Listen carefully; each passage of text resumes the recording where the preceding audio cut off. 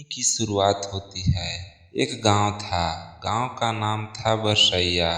बरसैया छोटा सा गांव था, लेकिन वहाँ की एक बात बड़ी थी।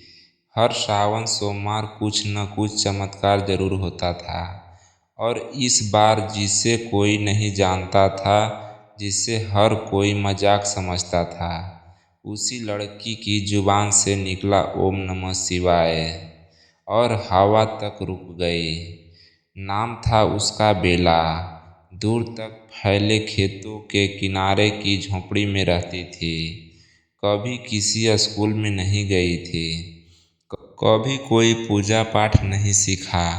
बस माँ ने इतना सिखाया था, बेटी कुछ न समझे तो बस ओम नमः शिवाय कहना, भोले सब ठीक कर देंगे। वो वो ये मंत्र ऐसे दोहराती थी जैसे कोई भूखा रोटी मांगता है, जैसे कोई टूटे दिल से माँ को पुकारता है। गांव में सूखा पड़ा था, पानी नहीं, अनाज नहीं, और बेला की माँ बिस्तर पर थी, बीमार और बेहाल। डॉक्टर नहीं, पैसा नहीं, बस एक टूटी छत और माँ की डूबती सांसें। बेला भागी खेत के उस कोने तक जहाँ एक पुराना शिवलिंग टूटी दीवारों के बीच छुपा था। उसने जोर से कहा, भोले माँ को बचा लो, मुझे कुछ नहीं चाहिए। ओम नमः शिवाय, ओम नमः शिवाय, ओम नमः शिवाय। और तभी बिल्कुल अचानक बिजली चमकी, बादल गरजे और शिवलिंग से पानी बह निकला। ठीक वही जहाँ सूखा था, जहाँ नमी तक नहीं बची थी। गांव वाले भागे भागे आए, ये कैसे हो गया? ये तो सालों से सूखा पड़ा है, इस पत्थर से पानी कहाँ से आया? बेला कुछ नहीं बोली, बस अपनी माँ के लिए वो पानी लेकर दौड़ी, माँ के होठों से लगाई। और माँ ने आंखें खोली, जो महीनों से बंद थी।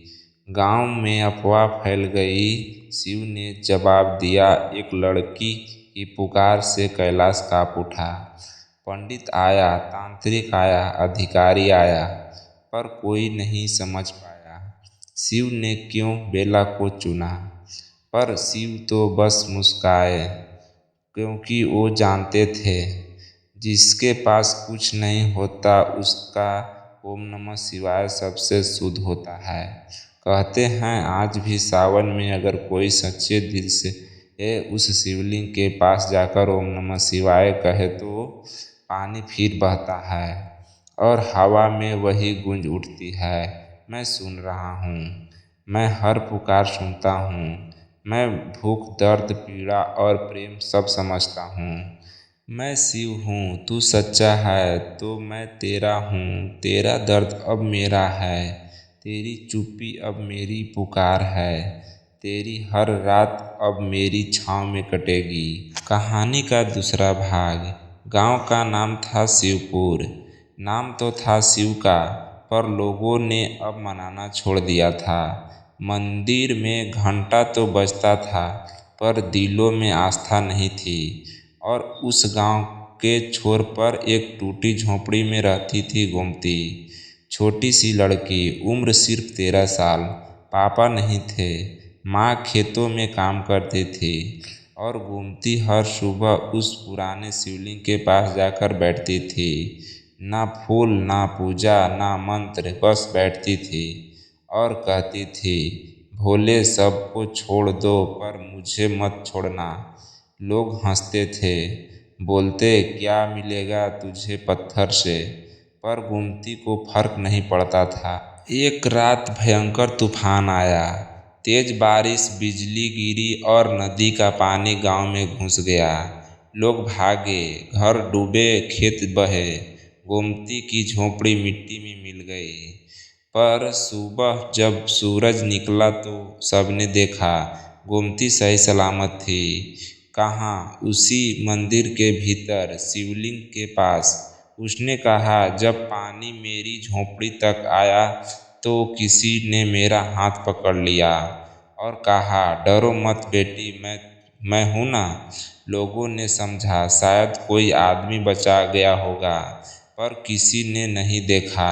बस एक बात अजीब थी, शिवलिंग एकदम सूखा था, उसके चारों तरफ सब भीगा हुआ था, पर जहाँ गोमती बैठी थी वो जगह जैसे कभी बारिश हुई न हो।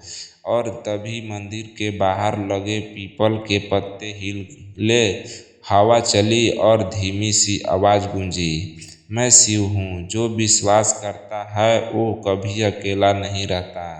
मैं तेरे साथ हूँ क्योंकि तू सच्ची है। उसी दिन के बाद गांव बदल गया। लोग अब मंदिर में सिर्फ घंटियां नहीं बजाते थे, अब तो मन से पुकारते थे। अब गोमती सिर्फ एक लड़की नहीं रही, वो बन गई शिव की सच्ची बच्ची। मंदिर के सामने हर दिन दिया जलाता, लोग अपनी तकलीफें नहीं, अपने सच्चे मन को वहाँ छोड़ जाते। कहते हैं अगर कोई गोमती की तरह भोले से कह दे, भोले सबको छोड़ दो पर मुझे मत छोड़ना, तो खुद शिव आते हैं। और फिर गूंजता है, मैं शिव हूँ, तू सच्चा है तो मैं तेरा हूँ। तेरा हर आंसू मेरी पूजा है, तेरी हर उम्मीद मेरी शक्ति है, और तेरा हर विश्वास मेरा वचन है। कहते हैं सावन की वो रात आज भी लौटती है, जब गोमती मंदिर में बैठती है और दूर से आती है आवाज़, बेटी अब तू अकेली नहीं है, अब तू शिव की है। हर हर महादेव।